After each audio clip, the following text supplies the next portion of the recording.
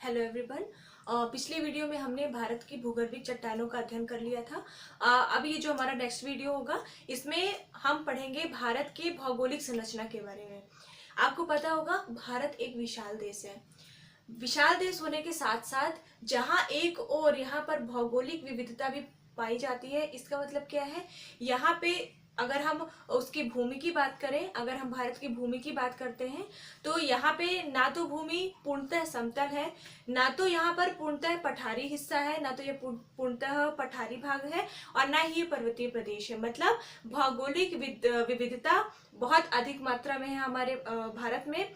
इसके अलावा एक और देखिए, जहाँ एक और सांस्कृतिक विविधता भी काफी मौजूद है तो दूसरी ओर सामाजिक या आर्थिक विविधता भी मौजूद है। ठीक है, तो यहाँ पे क्योंकि हम ये इंडियन ज्योग्राफी भारत भूगोल पढ़ रहे हैं तो यहाँ पर हम क्या देखेंगे, भारत की जो भौगोलिक विविधताएं हैं इसके बारे में हम आज चर्चा करेंगे। ठीक है, तो सबसे पहले हम आते हैं तो हम ये देख लेते हैं कि भारत में ये जो भौगोलिक विविधताएं हैं आखिर कौन कौन सी कौन पर्वत का जो प्रतिशत है कितना है, पठार का प्रतिशत कितना है, और ये सारे जो एरिया है पर्वत पठार और मैदान के जो भाग है इनको कितने भागों में विभाजित किया गया है, और साथ ही ये किस किस भारत के किस किस पोजीशन पे, मतलब किस किस हिस्से पे कौन सा भाग है, पर्वतीय है या पठारी है या मैदानी है। ठीक है, तो हम स्टार्ट करते हैं।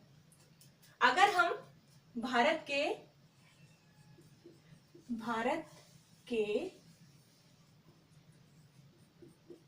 भौगोलिक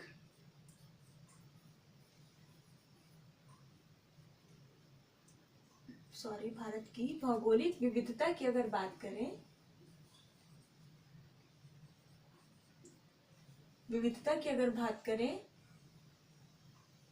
ठीक है। अब अगर हम भौगोलिक रूप से देखें तो भौगोलिक रूप से केवल हमारे सामने चार हिस्से ही उभर कर सामने आते हैं।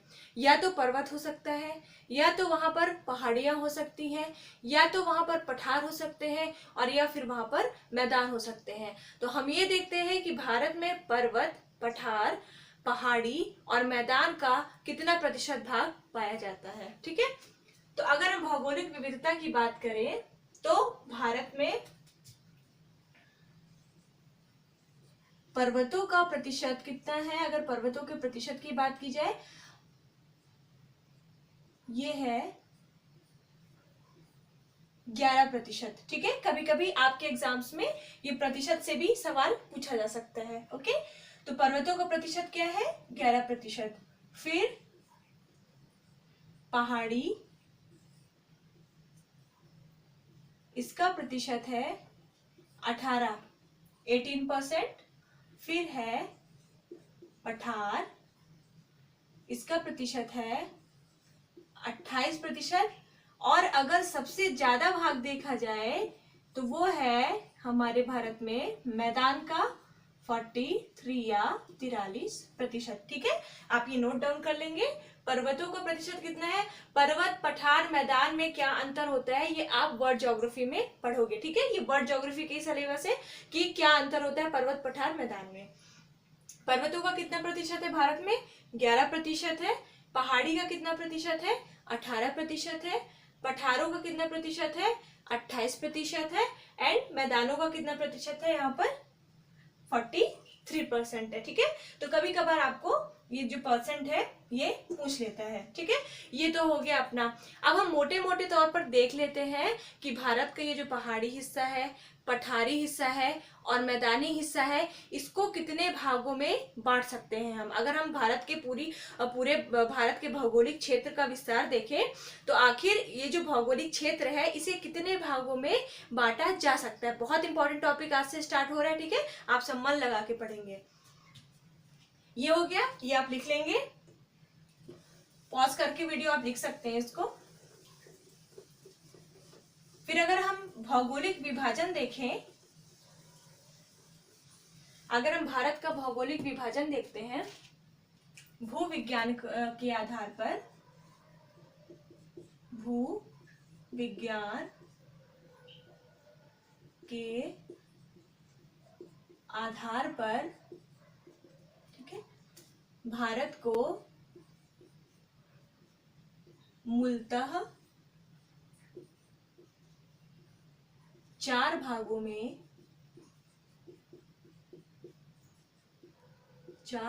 में विभाजित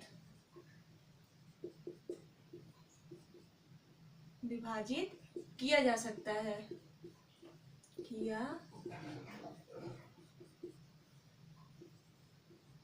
ठीक है। 4 भागों में याद रखेंगे आप। पहला देखते हैं क्या है।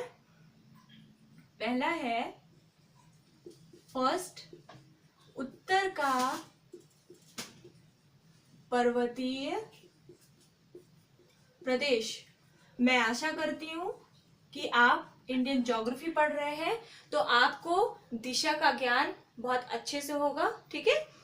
ये बताया था, मैंने बताया भी था आपको कि अगर हम भारत का हिस्सा लें, अगर हम भारत का हिस्से की बात करें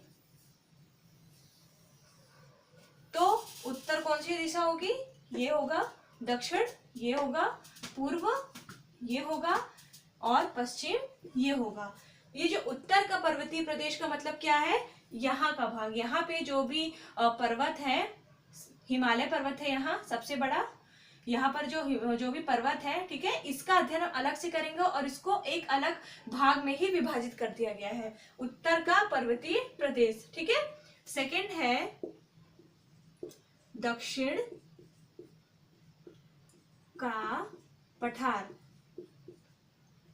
अब दक्षिण का पठार कहाँ है, देखिए ये आपका उत्तर का पर्वतीय प्रदेश है, ये पूरा क्षेत्र उत्तर का पर्वतीय प्रदेश है। फिर यहां से लगभग महाराष्ट्र से ये पूरा नीचे का ये रीजन है, ये रीजन जो है ये बीच का, ये है आपका दक्षिण का पठार, ये वाला रीजन है, ठीक है। ये क्या है, ये पूरा दक्षिण का पठार है, ठीक है। थर्ड देखते हैं। थर्ड है विशाल, सॉरी आप उत्तर का विशाल मैदान लिखेंगे,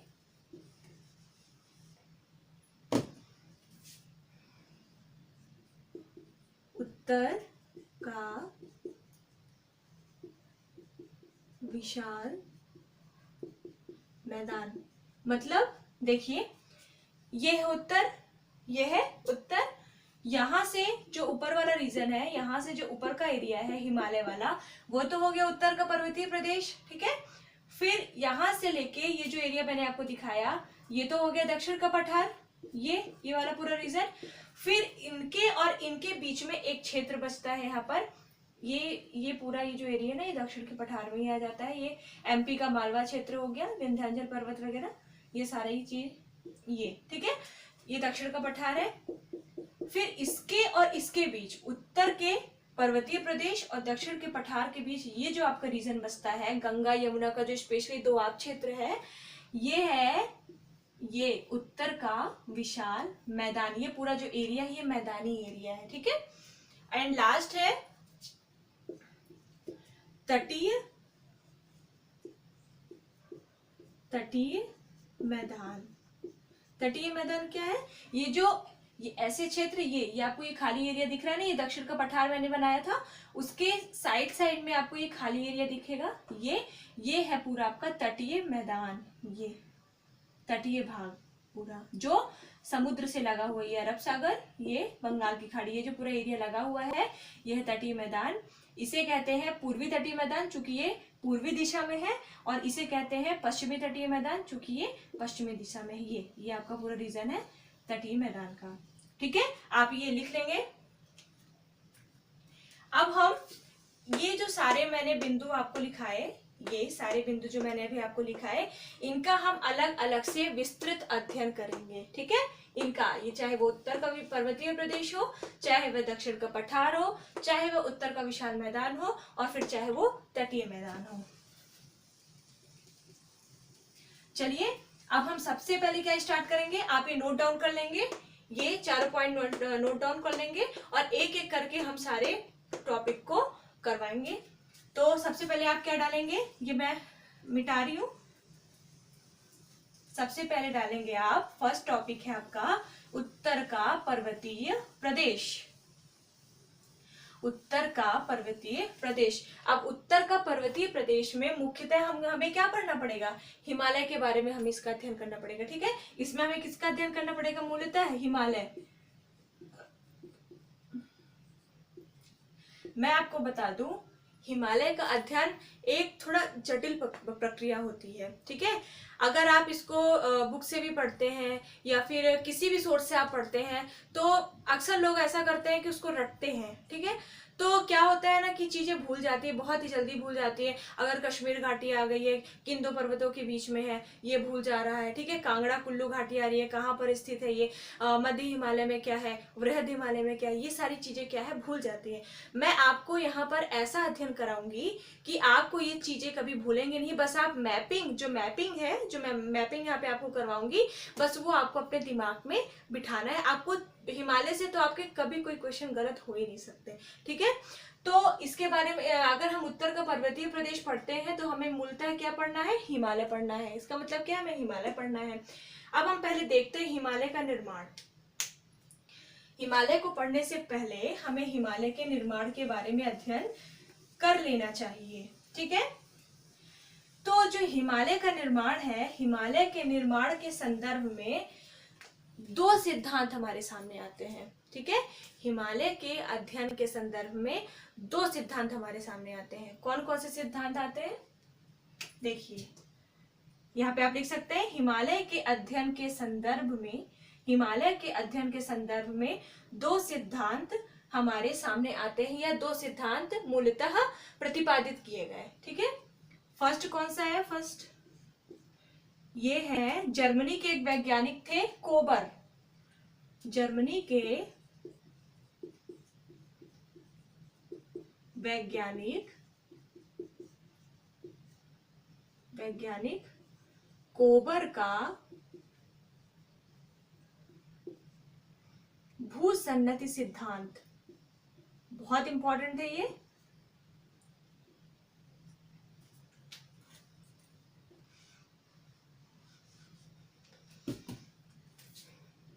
भूसन्नति सिद्धांत, ओके।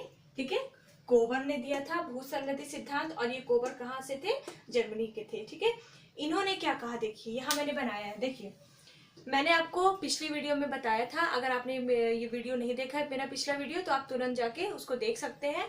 मैंने आपको बताया था कि जो भारत का, ये है भारत का दक्षिणतम सिरा, ये है भारत का दक्षिणतम सिरा। ठीक है, दक्षिणी सिरे का निर्माण, जो भारत का दक्षिणी भाग है, इसका निर्माण बहुत ही पहले हो चुका था। ठीक है, सबसे पहले अगर पूरे भारत की बात की जाए तो दक्षिण का पठार सबसे पुराना है। ठीक है, दक्षिणी भाग। उसके बाद जो उत्तरी भाग है हमारा, ये जो हिमालयी क्षेत्र है, इसका निर्माण बहुत बाद हुआ है। ठीक है, जब ये जो एरिया था, पिछली वीडियो में मैंने आपको बताया था, इसे क्या कहते थे, गोंडवाना लैंड के नाम से जाना जाता था। ये क्या, कौन सा लैंड था, गोंडवाना लैंड के नाम से जाना जाता था, और या फिर इसे ही कहते थे इंडिक प्लेट कहते थे। ओके, यहाँ पर गोंडवाना लैंड के, ये जो गोंडवाना लैंड, ये जो प्लेट थी, इसके उत्तर में, मैं बहुत सालों, हजारों करोड़ों साल पहले की बात कर रही हूँ आपको, ये कोई एक दिन या एक समय की घटना नहीं है। ठीक है, ये कई हजारों वर्ष पहले की घटना आपको मैं बता रही हूँ। ठीक है, ऐसा कोबर ने कहा है, हालांकि मैंने नहीं कहा है, मैं आपको केवल समझाने की कोशिश कर रही हूँ। ठीक है, ये जो गोंडवाना लैंड था, ये जो गोंडवाना प्लेटू थी, ये, इसके ऊपर एक टेथिस भूसन्नति हुआ करती थी। मतलब एक टेथिस सागर हुआ करता था। आप सागर से समझ सकते हैं। ये कोबर ने, ये जो यहाँ पे भूसन्नति लिखा है ना, भूसन्नति का तात्पर्य टेथिस भूसन्नति से है। ओके, यहाँ पे क्या होता था, टेथिस सागर होता था, और ये गोंडवाना लैंड था नीचे, ऊपर क्या था, टेथिस सागर था, और टेथिस सागर के ऊपर ये था पूरा अंगारा लैंड। इसको क्या नाम दिया जाता था, अंगारा लैंड या यूरेशियाई प्लेट। यूरोप और एशिया दोनों मिले हुए थे, और इनका नाम क्या था, यूरेशियाई प्लेट था। ठीक है, ये इसका अंगारा लैंड, और ये था गोंडवाना लैंड। क्या हुआ, यहाँ पर बहुत समय पहले कई सारी नदियां बहती थी यहाँ पर, ये। ठीक है, आप यहाँ पर जैसे अगर हम भारत के दक्षिणी भाग की बात करें, ठीक है, चाहे वो यहाँ से ब्रह्मपुत्र आ रही हो, चाहे यहाँ से गंगा जाके हुगली और भागीरथी में परिवर्तित होकर फिर आ रही हो, चाहे वे गोदावरी हो, चाहे वो कृष्णा हो, चाहे वो कावेरी हो, सारी नदियां जाके बे ऑफ बंगाल में गिर जाती हैं। ठीक है, इधर से ये नर्मदा हो गई, ठीक है, ये कहा खंबात की खाड़ी मतलब अरब सागर में जाके गिर जाती है। ऐसे ही यहाँ पर भी बहुत समय पहले कुछ नदियां बहा करती थी अंगारा लैंड में, और ये नदियां आ करके और टेथिस सागर में गिरती थी। यहाँ पर ये टेथिस सागर में गिरती थी। ये नदियां अपने रास्ते से आने पर, जब ये अपने रास्ते से आती थी तो बहुत ही ज्यादा मात्रा में बालू और गाद के और कुछ कंकड़, ये सारे जो चीजें थी ये इकट्ठा करके लाती थी और अपने मुहाने पर धीरे धीरे ये छोड़ती जाती थी। ठीक है, और कुछ मात्रा में ये टेथिस सागर में भी ये क्या होता था, ये मलबा धीरे धीरे जमा होने लगा था। ऐसे ही सारी नदियां करती थी, अपने साथ बालू कंकड़ आदि बहुत सारी चीजें लेकर आते और बहाकर और यहाँ पे गिराते, अपने कुछ मुहाने में छोड़ती और यहाँ पे टेथिस सागर में क्या कर देती थी, गिरा देती थी। ये कुछ समय पश्चात क्या हुआ, मैंने आपको बताया था कि सारा जो पृथ्वी में जितने महाद्वीप अभी आपको बिखरे हुए दिखाई देते हैं, ये सारे महाद्वीप एक पिंड के ही समान थे, मतलब ये सारे महाद्वीप जुड़े हुए थे। समय के पश्चात जैसे प्लेटों में विचलन होता गया, ठीक है, प्लेटें खिसकती गई और क्या होता गया, इन जो महाद्वीप थे उनका निर्माण होता गया। ठीक है, इसी क्रम में गोंडवाना लैंड और अंगारा लैंड का भी यही हाल हुआ। गोंडवाना लैंड क्या हुआ, ऊपर की ओर खिसकती गई। ये यहाँ पर क्या हुआ, दबाव बल बना, ये दबाव बल बना और इसका नीचे दबाव बल बना। ये ठीक है, आपने कभी नोटिस किया होगा, अगर आप कोई भी वस्तु लो या फिर आप चलो एक रेत का एक ढेर ही लेते हो, अगर वो अच्छे से जमा हुआ है रेत का ढेर, आप इधर से भी एक दबाव बल लगाओ, उधर से भी एक बल लगाओ, इधर से भी आप दबाव बल लगाओ, इधर से भी आप दबाव बल लगाओ, क्या होगा, कुछ समय पश्चात जो आप ये रेत का जो ढेर होगा वो दबाव बल के कारण बीच से उठ जाएगा। मतलब अगर आप रेत का एक ढेर ले लो, इधर से भी कोई दबाए, इधर से भी कोई दबाए, कुछ समय पश्चात क्या होगा, ये उठने लगेगा, फिर और दबाएंगे तो ये और उठेगा। इसी प्रकार इसमें और इससे भी दबाव बल लगा।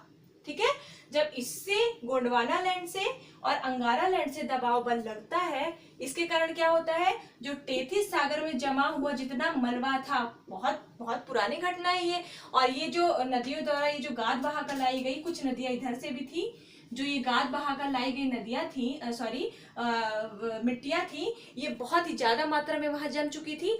दबाव बल के कारण जब दबाव लगा, दबाव के कारण क्या हुआ, यहाँ पर ये क्षेत्र जो है पर्वत के रूप में उठने लगा, मतलब वलित होने लगा ये। ठीक है, ये जो क्षेत्र था ये वलित हो गया, मतलब दबाव लगा, पास आ गई ये प्लेटें और क्या हुआ, ये जो क्षेत्र था, ये जो समतल क्षेत्र था, ये क्या हुआ, मलबा तो था ही इसमें, तो ये उठ गया। क्या हुआ, ये उठ गया। आप इसको ऐसे समझ सकते हैं,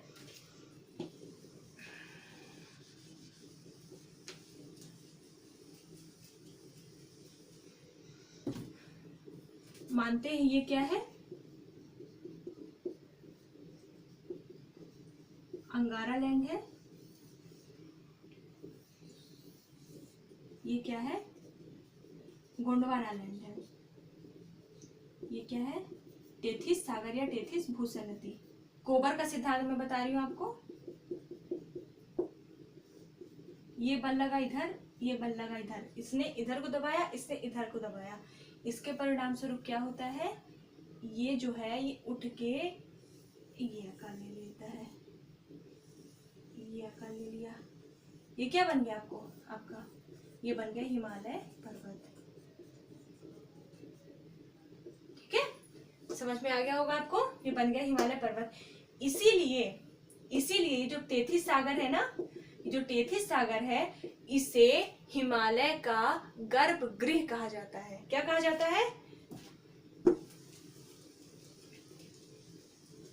टेथिस सागर को हिमालय का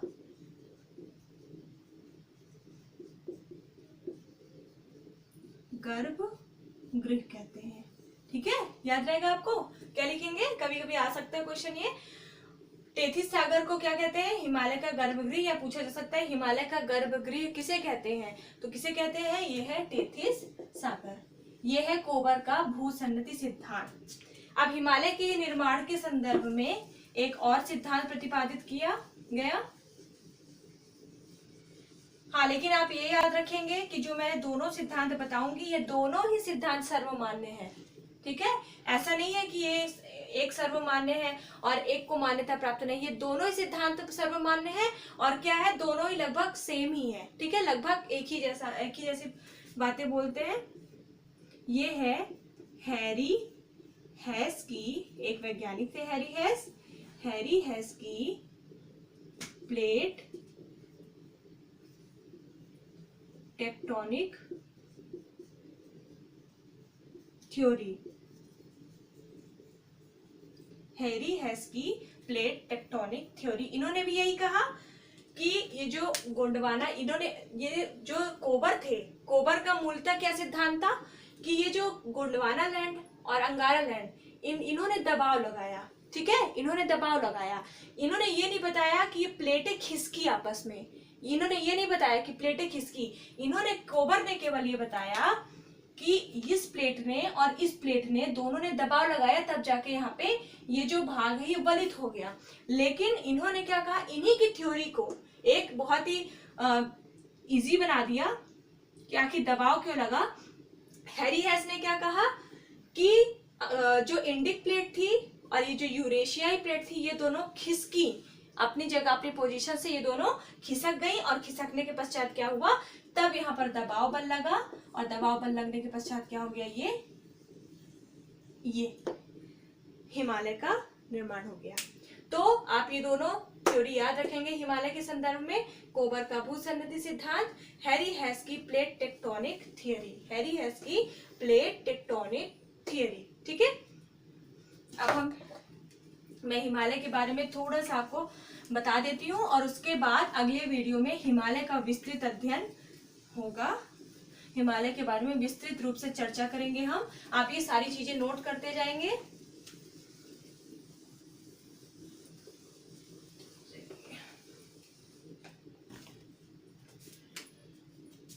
एक हम मैप बनाते हैं अभी।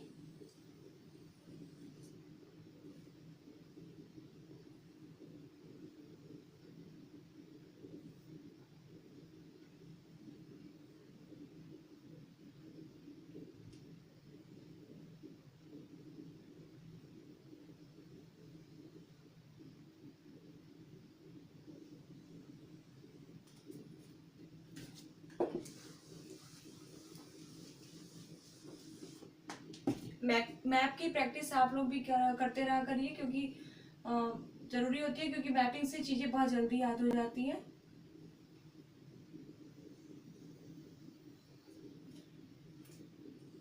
चलिए, अभी समझने के लिए इतना काफी है।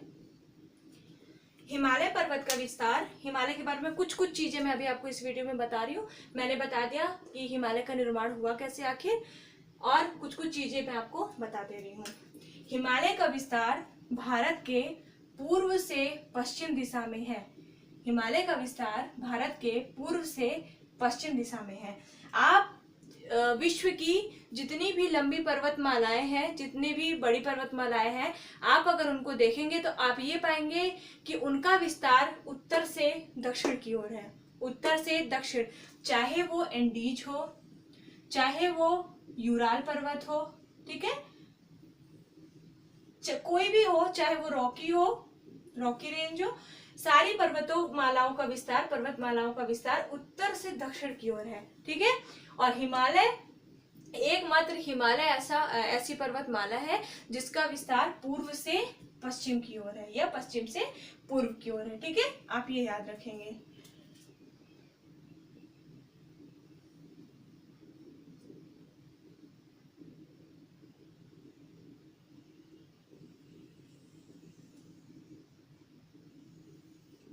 अभी मैं केवल आपको समझाने के लिए बनाऊंगी।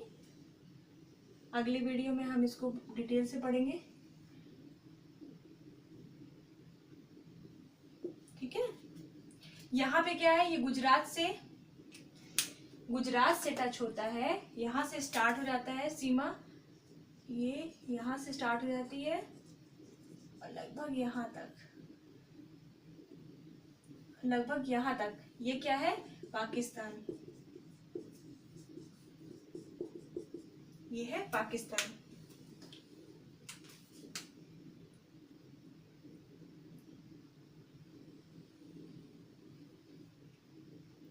ये मैंने हिमालय की श्रेणियां बनाई है, ये हिमालय की श्रेणियां हैं। ये गुजरात से स्टार्ट होके और ये जम्मू कश्मीर तक, ये क्या है, ये पाकिस्तान की सीमा है, ये आप देख रहे हैं, ठीक है। फिर यहाँ से ये है अफगानिस्तान की सीमा, ये अफगानिस्तान की सीमा।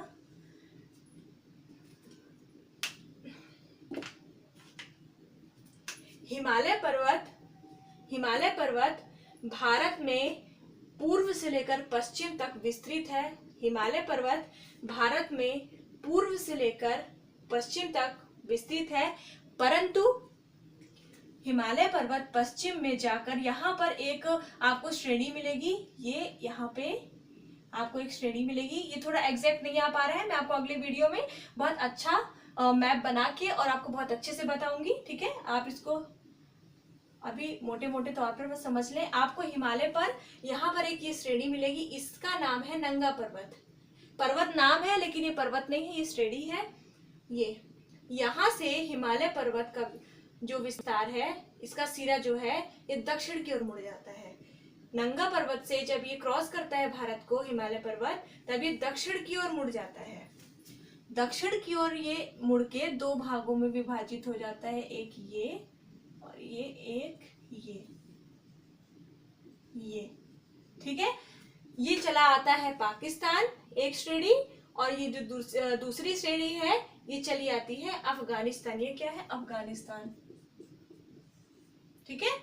पहला जो सिरा है इसका, ये मुड़कर आ रहा है पाकिस्तान दक्षिण की ओर, और ये कहां पर मुड़कर आ रहा है, अफगानिस्तान। पाकिस्तान में इसका नाम है सुलेमान पर्वत। सुलेमान पर्वत पाकिस्तान में, इसी हिमालय का ही दक्षिणतम सिरा जो ये मुड़कर आ गया है, इसी को कहते हैं सुलेमान पर्वत। और वह सिरा जो अफगानिस्तान में जा चुका है उसे क्या कहते हैं, हिंदू कुश पर्वत। हिंदू कुश पर्वत का नाम आपके इतिहास में बहुत आता है, यह हिंदू कुश पर्वत, ये, ठीक है। अगर हम भारत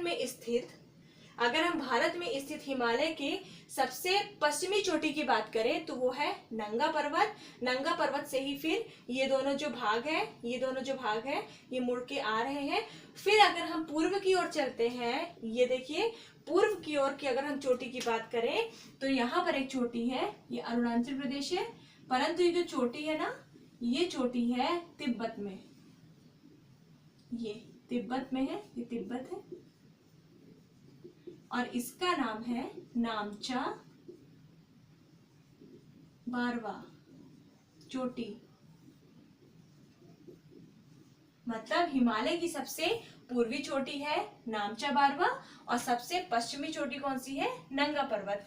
यहाँ पर नंगा पर्वत से हिमालय दक्षिण की ओर मुड़ जाता है, और यहाँ पर नामचा बारवा नामक चोटी के से आगे जाके हिमालय दक्षिण की ओर मुड़कर कहाँ चला जाता है, इसकी कुछ श्रेणियां आ जाती हैं ये अरुणाचल प्रदेश और मणिपुर के क्षेत्रों में, और इसकी कुछ श्रेणियां आ जाती हैं म्यांमार में। यहाँ पे म्यांमार है, ये म्यांमार में, ओके। जब ये म्यांमार में आ जाता है, ये पर्वत मुड़ के जब ये म्यांमार में आ जाता है हिमालय पर्वत, तब इसका नाम होता है, ये देख रहे हैं आप ना, तब इसका नाम होता है अराकान योमा पर्वत। अराकान योमा पर्वत, ओके। क्या समझे आप, सबसे पश्चिमी चोटी कौन सी है इसकी, नंगा पर्वत। सबसे पूर्वी चोटी नामचा पारवा ये जो नंगा पर्वत है ये तो जम्मू कश्मीर में स्थित है, परंतु नामचा पारवा कहाँ है? ये तिब्बत में स्थित है। ये नंगा पर्वत से हिमालय की जो श्रेणी है ये दक्षिण की ओर मुड़ जाती है। जो एक श्रेणी है ये पाकिस्तान आ जाती है जिसका नाम हो जाता है सुलेमान पर्वत, और ये जो दूसरी श्रेणी है ये अफगानिस्तान चली जाती है और इसका नाम क्या हो जाता है? हिंदू कुश पर्वत।